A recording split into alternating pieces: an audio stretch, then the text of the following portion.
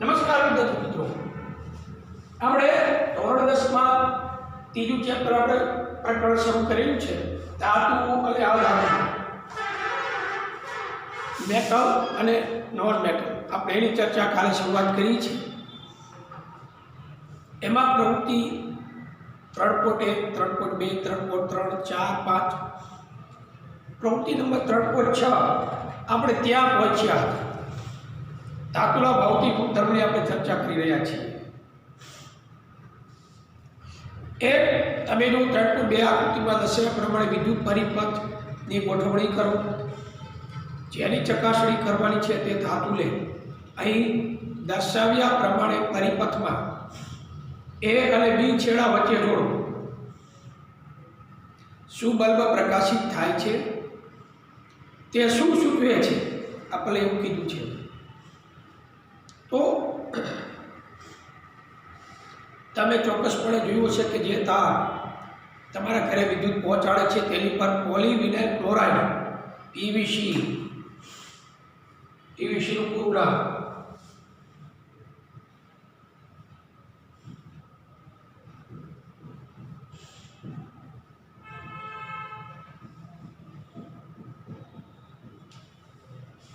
પીવીસીનું પડ હોય આપણા તાર ઉપર, એટલે આપણને શોર્ટ આવે નહીં. અથવા રબર જેવી રબર આવરણ આવેલું હોય એટલે આપણને શોક લાગતો નથી. રબર જેવી સામગ્રીનું પડ લગાવેલું હોય છે. વિદ્યુત તારને શા માટે આ પ્રકારના પદાર્થો વડે પડ લગાવવામાં આવે છે? ઉપરના તાર ઉપર આવા પડ શું કામ આપેલા હોય છે? આપણે તારને સ્પર્શ કરીએ ને એટલે શોક ન લાગે એટલા માટે આ પડ આપણને પીવીસી અથવા રબરના પડ આપેલા હોય છે. જ્યારે ધાતુને સખત સપાટી પર અપડાવવામાં આવે ત્યારે શું થાય? તમે બે ધાતુ હોય મથળાવો એટલે એમાં અવાજ આવે, રણકાર ઉત્પન્ન થાય, ધ્વનિ ઉત્પન્ન થાય છે.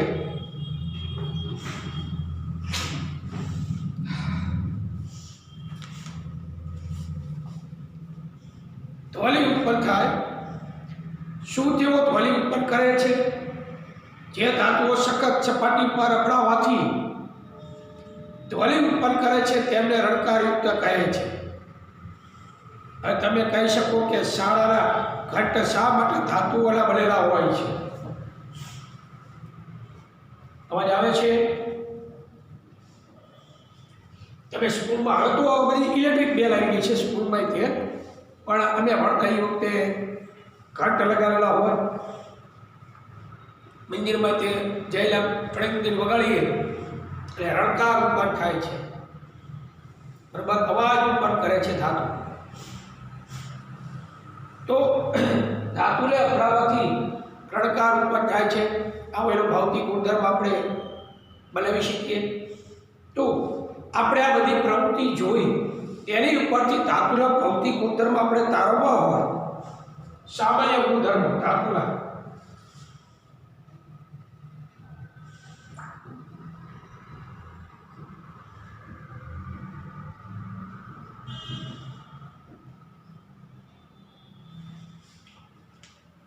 ધાતુના સામાન્ય ગુણધર્મો કયા કયા હતા? તો ધાતુઓ તેમની શુદ્ધ અવસ્થામાં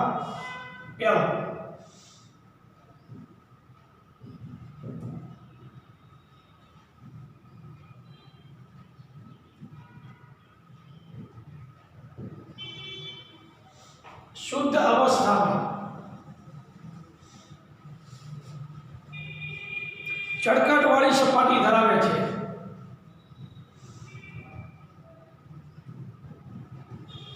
ચળકાટવાળી એટલે ચમક ધરાવે છે.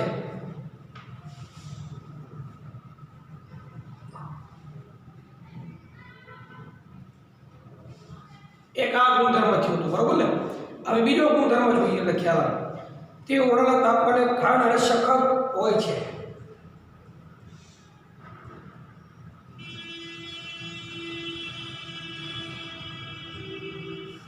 તે ઓરડાના તાપમાને ઘન અને સખત હોય છે.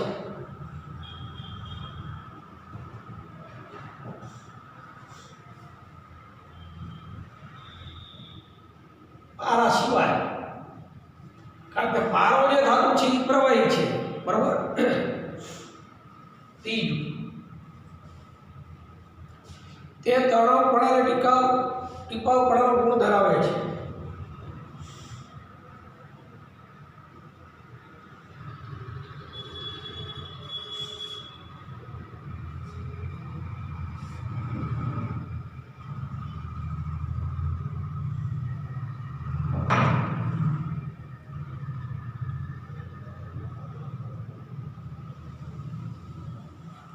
તળાવપણાનો અને ટીપાવપણાનો ગુણ ધરાવે છે.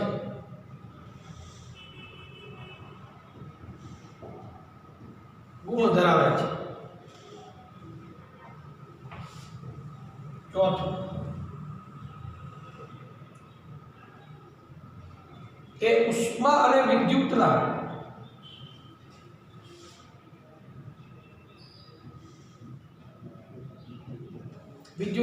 સારા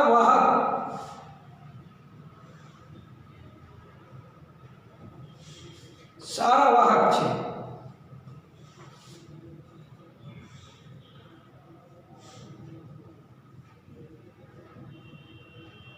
તેમના ગલન બિંદુ અને ઉત્કલન બિંદુ, તો ગલન બિંદુ એનો ઊંચા હોય,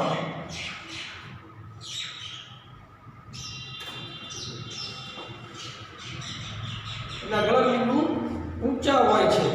તે રણકાર ઉત્પન્ન કરે છે.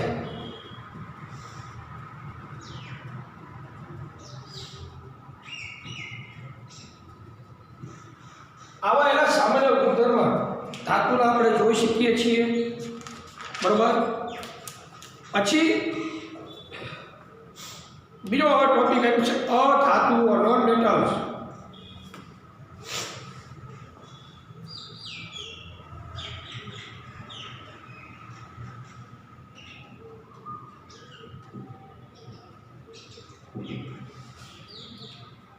અધાતુઓ અગાઉના ધોરણમાં તમે શીખી ગયા કે ધાતુઓની તુલનામાં અધાતુઓ ઘણી ઓછી છે. મેં તમને કાલે કીધું 18 અધાતુઓ છે, પણ જેના વગર આપણું જીવન શક્ય નથી. કારણ કે ઓક્સિજન જે છે એ પોતે જ અધાતુ છે.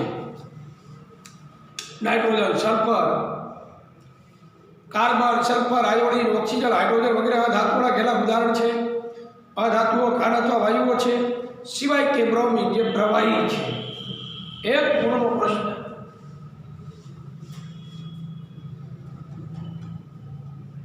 બ્રોમિન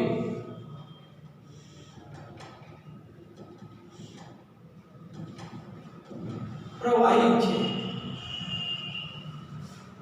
પરીક્ષામાં પૂછે છે પારો છે પ્રવાહી ધાતુ છે, એ કઈ અધાતુ પ્રવાહી છે? બ્રોમિન.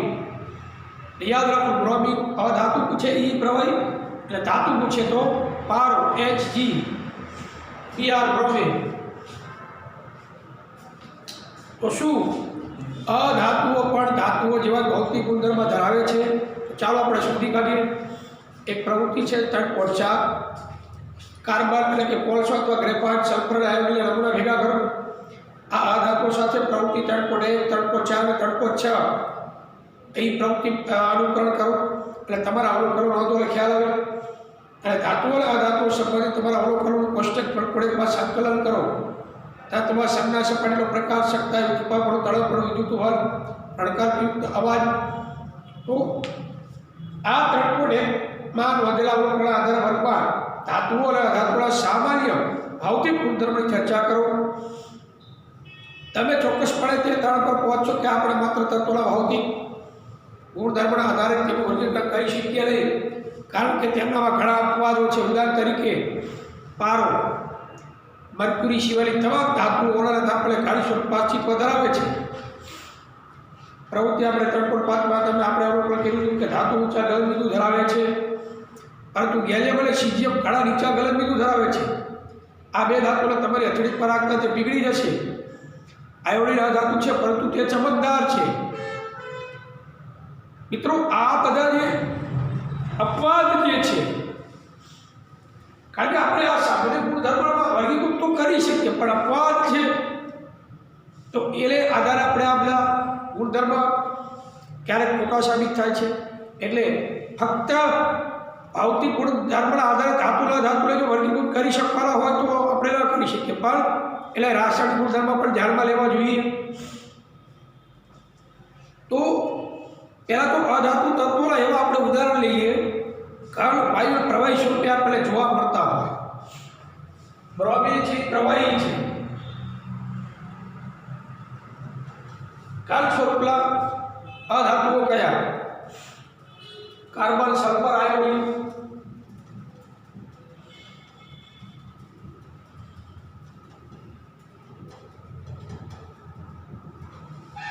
આ ઘન સ્વરૂપના છે. પ્રવાહી અધાતુ છે તો બ્રોમિન આવી ગયું, વાયુ.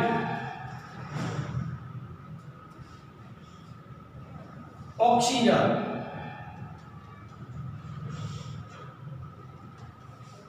નાઇટ્રોજન, હાઇડ્રોજન,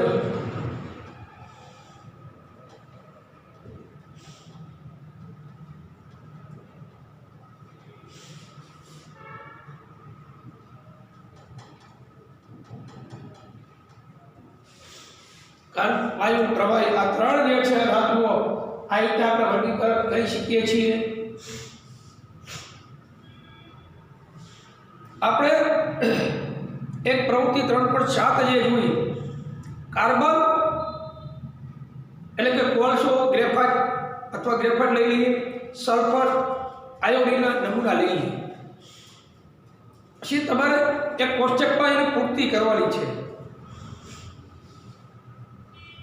કોષ્ટક શું બનાવવાનું છે? તત્વ, સંજ્ઞા,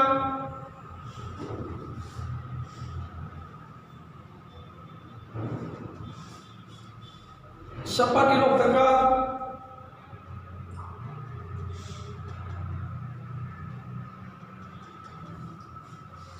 પ્રકાર, પછી સખ્તાઈ,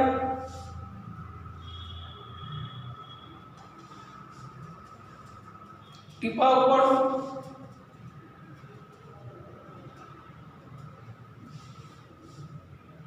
તણાવપણ,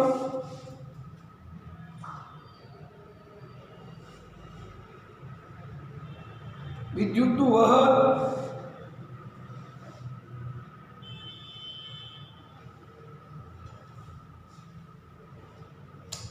અને રણકારયુક્ત અવાજ.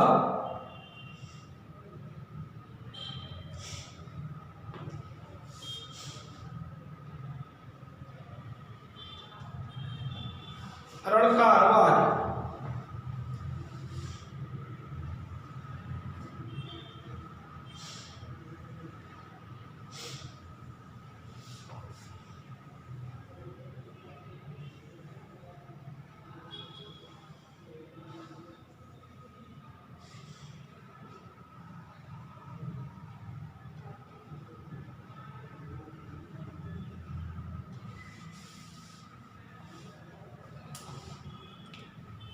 આપણે કોલસો અથવા પેલા ગ્રેફાઇટ લઈ લઈએ, એટલે કાર્બન લઈ લઈએ. ચલો આ કાર્બન, એની સંજ્ઞા કેપિટલ સી, તત્વની સંજ્ઞા. સપાટીનો પ્રકાર શું? તો કે ચળકાટ વિહીન હોય.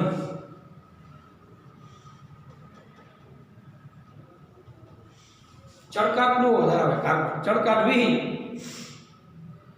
સખ્તાઈ કેવી હોય? કે સખત હોય કાર્બન. ટીપાવપણ ગુણધર્મ ધરાવે છે? તણાવપણ નહીં. વાહકતામાં ગ્રેફાઇટ હોય એટલે હા ગ્રેફાઇટ. ગ્રેફાઇટ છે કાર્બન સ્વરૂપ છે એટલે બીજું તો વહન કરી શકે છે ગ્રેફાઇટ. પછી અવાજ ઉત્પન્ન કરી શકતા નથી.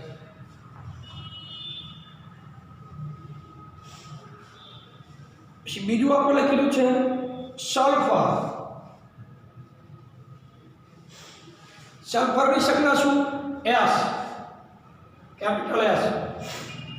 સપાટીનો પ્રકાર શું? ચળકાટ વિહીન.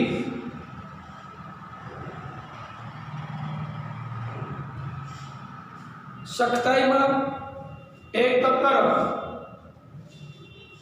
ટીપાવપણું કે તણાવપણું ગુણધર્મ ધરાવતા નથી. વાહકતા છે, સલ્ફર જે છે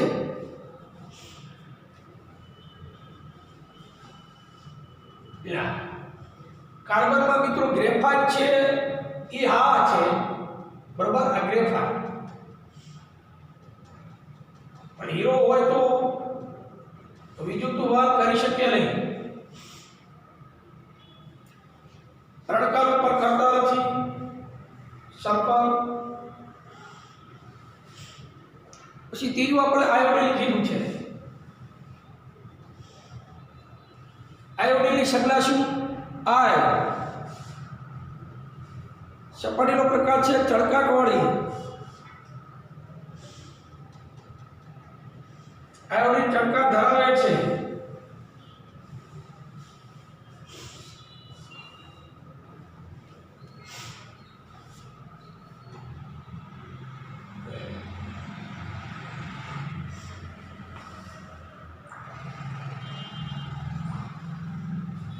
આયોડિન ચળકાટ ધરાવે છે. પછી સખ્તાઈમાં તો એ પણ નરમ છે. પેન્સિલ તમે જોઈ હશે, પેન્સિલ અણી કાઢેલા બ્લેડથી પણ કે હંચામાંથી અણી કાઢતો હોય તો પણ ગ્રેફાઇટ પર તરત જ મિત્રો સોલાઈ જતું હોય છે. ટીપાવપણું તણાવપણું ગુણધર્મ ધરાવતું નથી. વાહકતા એની ના છે, વિદ્યુત વહન આયોડિનમાં થતું નથી. એટલે અવાજ પણ ઉત્પન્ન કરતો નથી. તો આવી રીતે આ કોષ્ટક બનાવી શકાય છે.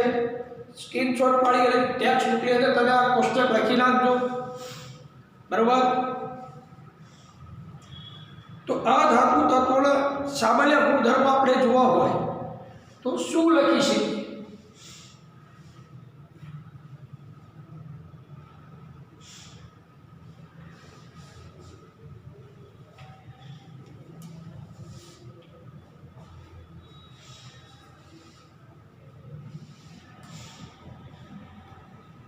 અધાતુના સામાન્ય ગુણધર્મ.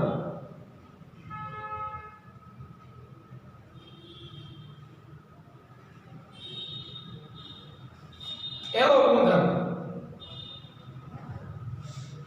અધાતુનો ગુણધર્મ પહેલો આપણને આપ્યું છે. અધાતુ તત્વોના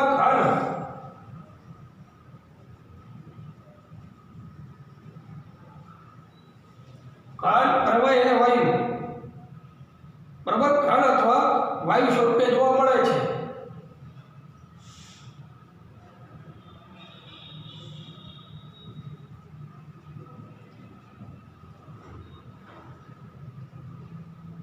અપવાદ બ્રોમિન પ્રવાહી છે. અધાતુ તત્વો છે ને એ ઘન અને વાયુ સ્વરૂપે જોવા મળે છે, પણ અપવાદ રૂપે બ્રોમિન જે છે એ પ્રવાહી સ્વરૂપે જોવા મળે છે. પછી બીજું, તે ઉષ્મા અને વિદ્યુતના અવાહક હોય છે.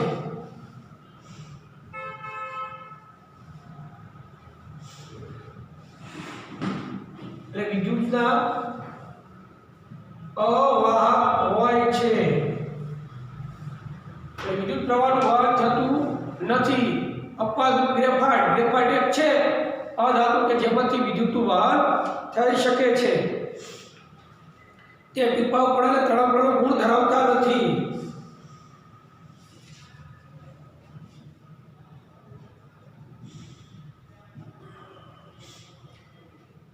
તે ટીપાવપણા અને તણાવપણાનો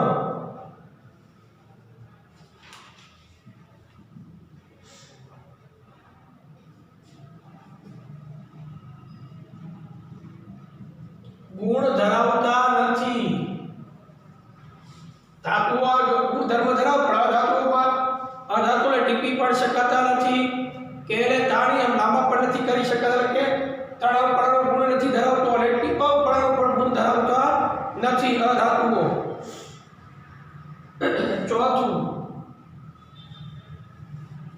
ચોથો ગુણધર્મ છે એનો, તેના ગલનબિંદુ અને ઉદ્ગલબિંદુ પ્રમાણમાં નીચા હોય છે.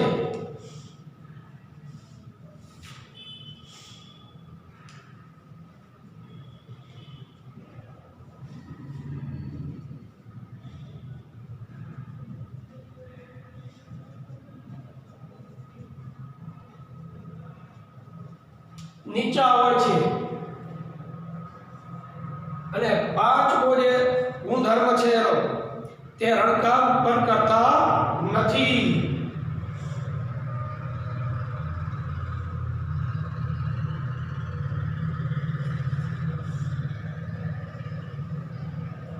આ ધાતુના સામાન્ય ગુણધર્મ છે અને આ પાંચ છે અધાતુના સામાન્ય ગુણધર્મ છે. જો મિત્રો આ ધાતુઓના ગુણધર્મ આવડે એટલે એને ઉલટું રાખો, એને ઉલટાઈ રાખો, આમાં છે આમાં નથી એમ કરી રાખો એટલે અધાતુનો ગુણધર્મ થઈ જાય. તો આવી રીતે આ ગુણધર્મ આપ્યા છે.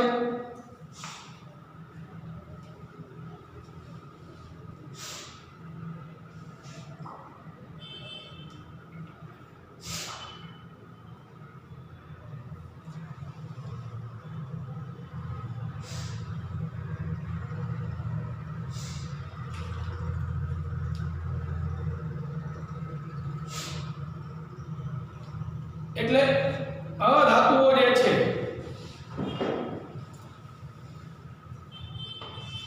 એમાં આ બે અથવા ત્રણ માર્કમાં પૂછી શકે. ધાતુના સામાન્ય ગુણધર્મ, અધાતુના સામાન્ય ગુણધર્મો. બરાબર, હું તમને પીડીએફ મોકલાવું છું, એમાં પ્રશ્ન આવી જશે. હવે આગળ જોઈએ આપણે ખ્યાલ આવે. ધાતુ અને અધાતુ તત્વોના અપવાદ લખો. આવો એક તમને વેક્શન આવી શકે. તો આ અપવાદ જે છે, મર્ક્યુરી એટલે પારા સિવાયની તમામ ધાતુઓ ઓરડાના તાપમાને ગાણિતિક સ્વરૂપમાં અસ્તિત્વ ધરાવે છે. પ્રવૃત્તિ આપણે 3.5 પહેલું અવલોકન કર્યું છે કે ધાતુ ઊંચા ગલમીનું પણ ધરાવે છે. પાછળના પેજે જુઓ 40મા પેજ ઉપર.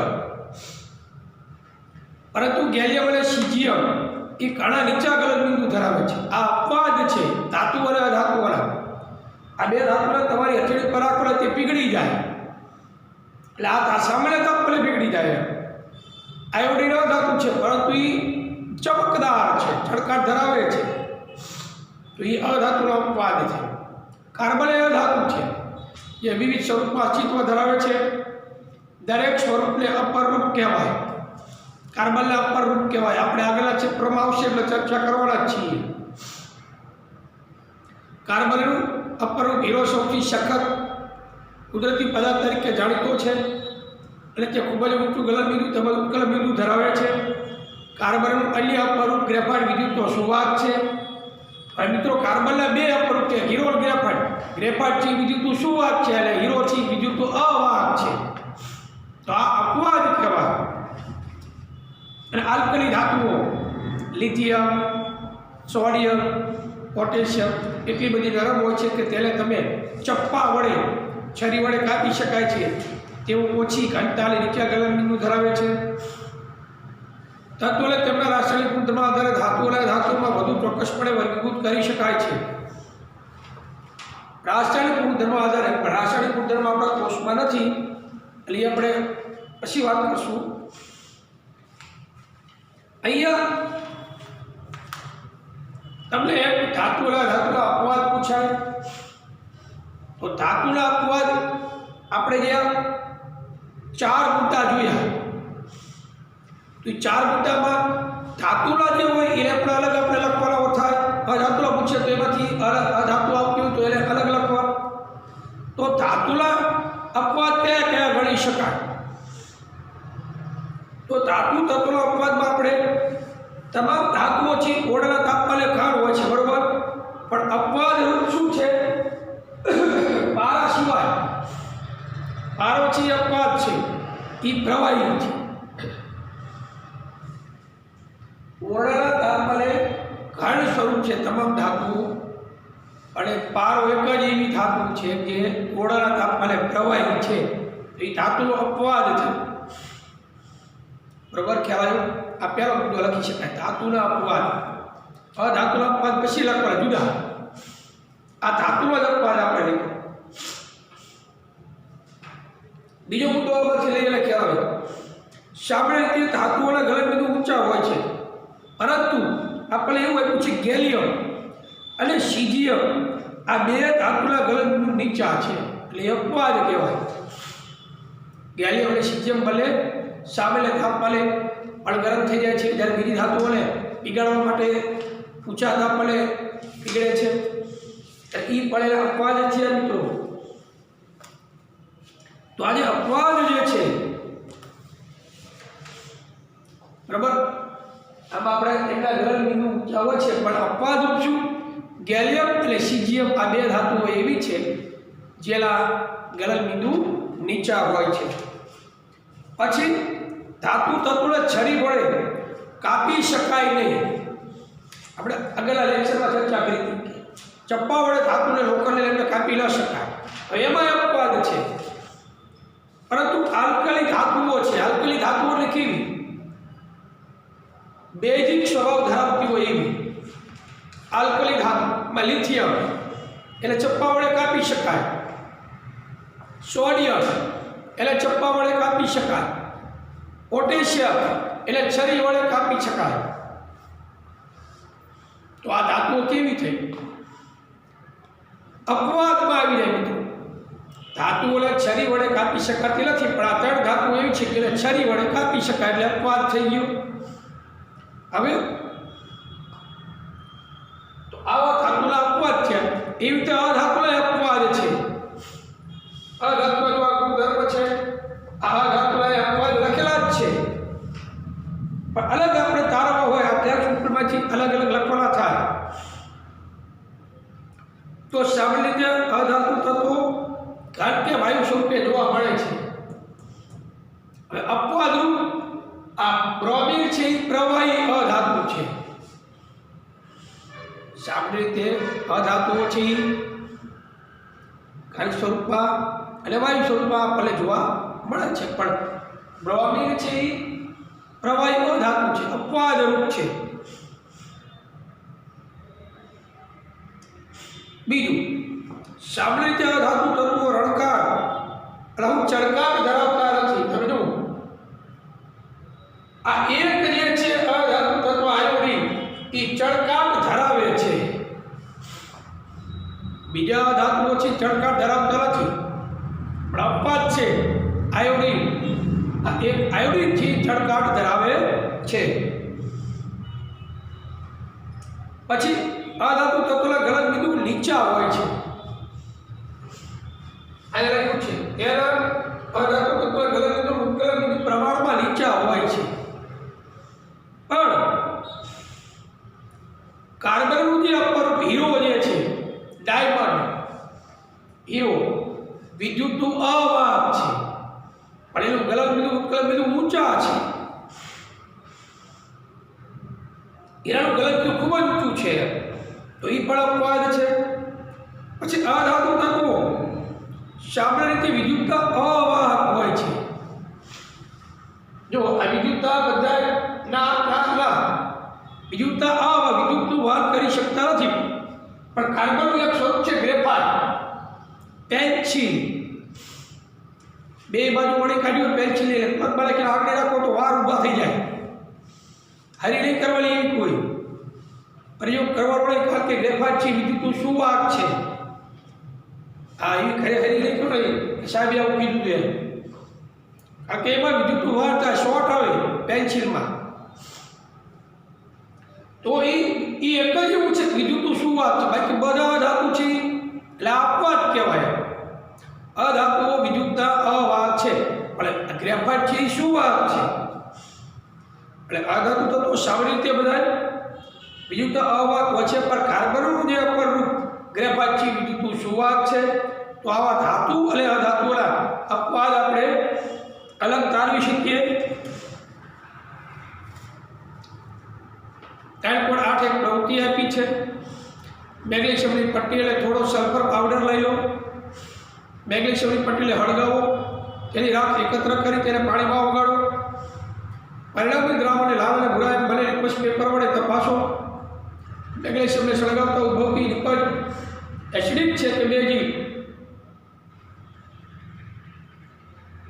હવે સલ્ફર પાવડરને હળગાવો ઉપર ધુમાડાને ભેગો કરો, એકત્ર કરવા માટે સળગાવતા હળગતા સલ્ફરની ઉપર કસ્ટડી મૂકો. ઉપરયુક્ત કસ્ટડીમાં થોડું પાણી ઉમેરો અને હલાવો. આ દ્રાવણ ભૂરા અને લાલ પુષ્પ વડે તપાસો. સલ્ફરને સળગાવતા ઉત્પન્ન થતી લિક્વિડ એસિડિક છે કે બેઝિક? શું તમે આ પ્રક્રિયાઓ માટેના સમીકરણ લખી શકશો? મોટા ભાગે આ ધાતુઓ પાણીમાં ઓગળે ત્યારે એસિડિક ઓક્સાઇડ ઉત્પન્ન કરે છે, જ્યારે બીજી તરફ મોટા ભાગની ધાતુઓ બેઝિક ઓક્સાઇડ આપે છે. તમે હવે પછીના વિભાગમાં ધાતુ ઓક્સાઇડ વિશે વધુ શીખવાના છો. આપણે પ્રવૃત્તિ આપી છે મેગ્નેશિયમની પટ્ટી અને થોડો સલ્ફર પાવડર લઈ પહેલાં તો મેગ્નેશિયમની પટ્ટીને હળગાવો અને એની રાખ એકત્ર કરી પાણીમાં ઓગળવાનો ખ્યાલ આવે. આ દ્રાવણે લાલ અને ભૂરા પુષ્પ વડે તપાસીએ તો ખબર પડે. મેગ્નેશિયમને હળગાવતા આપણને કઈ લિક્વિડ મળે? મેગ્નેશિયમને હળગાવી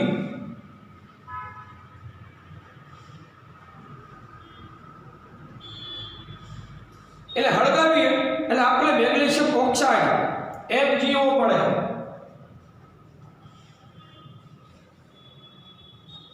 આ ધાતુ ઓક્સાઇડ છે. કેવો છે?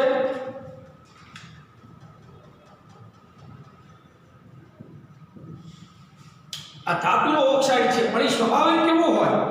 એને લાલ લિટમસ અથવા ભૂરા લિટમસ પેપર વડે એના દ્રાવણને ચકાસીએ તો આપણને ખબર પડે.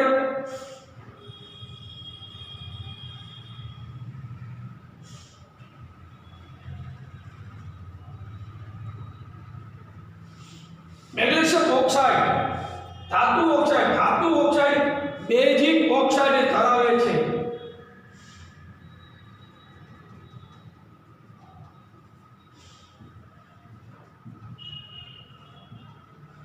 બેઝિક સ્વભાવ ધરાવે છે. જ્યારે અધાતુના ઓક્સાઇડ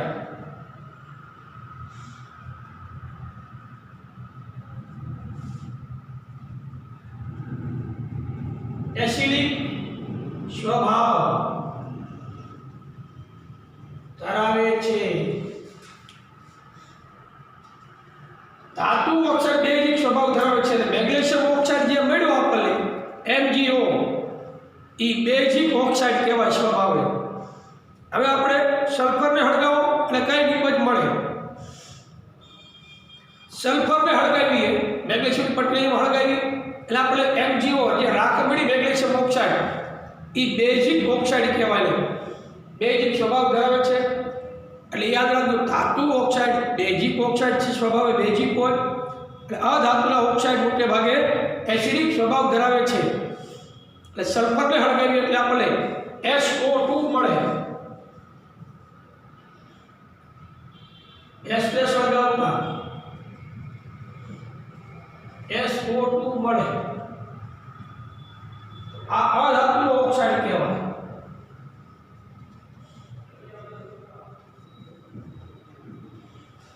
અધાતુ ઓક્સાઇડ સ્વભાવે કેવો હોય?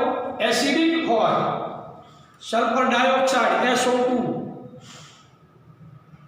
તો આ સલ્ફરને હળગાવતા આપણને કઈ લિક્વિડ મળે છે? સલ્ફરને હળગાવતા આપણને સલ્ફર ડાયોક્સાઇડ SO2 પ્રાપ્ત થાય છે. બરાબર. તો એ સ્વભાવે કયો ઓક્સાઇડ કહેવાય? સલ્ફર ડાયોક્સાઇડ છે, એસિડિક ઓક્સાઇડ છે. તો આના સમીકરણ આપણે લખવા હોય તો આપણે એમ લખી શકીએ, એક મેગ્નેશિયમની પટ્ટીને આપણે હળગાવ્યું હતું, બરાબર ને?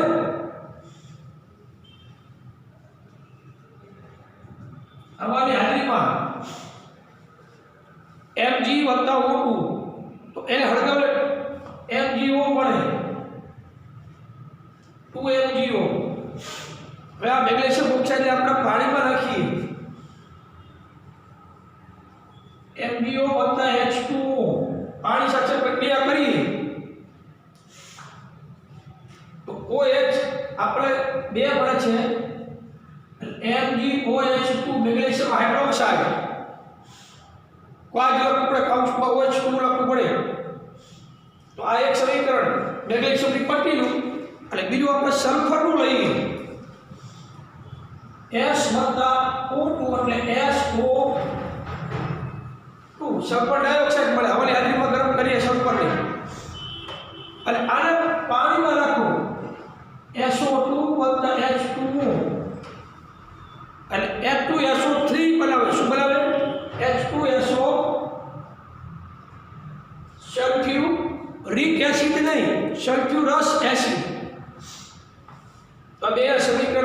જાય આવી રીતે આપણે બરાબર આપણે એમ કીધું કે આ પ્રક્રિયા સમીકરણ લખો તો આ મેગ્નેશિયમને બે સમીકરણ અને આ સલ્ફરના બંને સમીકરણ આપણે લખી શક્યા છીએ અહીંયા।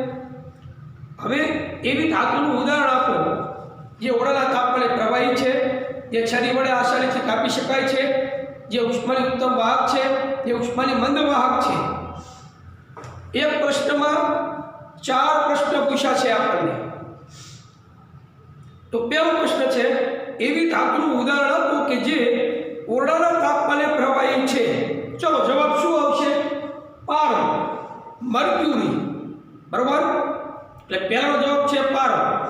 બીજું, એવી ધાતુનું ઉદાહરણ આપો કે છરી વડે આસાનીથી કાપી શકાય, તો એ છે સોડિયમ, પોટેશિયમ। પછી એવી ધાતુનું ઉદાહરણ આપો જે ઉષ્માની ઉત્તમ વાહક છે, સિલ્વર અને કોપર, તાંબુ એ ઉષ્માની ઉત્તમ વાહક છે। પછી ઉષ્માની મંદ વાહક કોઈ એવું નામ આપો। ઉષ્માની મંદ વાહકમાં લેડ અને પારો, મર્ક્યુરી, શિશુ અને પારો છે, ઉષ્માની મંદ વાહક છે। ટીપાઓ પડવડે તણાવપણાનો અર્થ સમજાવો। ધાતુને ટીપી લે તેના પાતળા પતરા જો મિત્રો બનાવી શકાય, એટલે બનાવવાની જે ક્રિયા છે એટલે ટીપાઉપણું કહેવાય। શું કહેવાય? ટીપાઉપણું। અને ધાતુઓને પાતળા તારમાં, પતળા લાંબા લાંબા, એ પાતળા તારમાં જે ફેરવાઈ જવાની ક્ષમતા જે છે ધાતુમાં એને તણાવપણા કહેવાય। શું કહેવાય? તણાવપણાનો ગુણધર્મ કહેવાય। તો આ રીતે આ બે પ્રશ્ન આપ્યા છે, બરાબર? આપણે ધાતુના જે રાસાયણિક ગુણધર્મ છે એ આપણે કોર્સમાં છે નહીં, બરાબર? બાકીનું આપણે હવે કાલે લઈશું। નમસ્કાર। કોઈ પ્રશ્ન હોય તો કહો।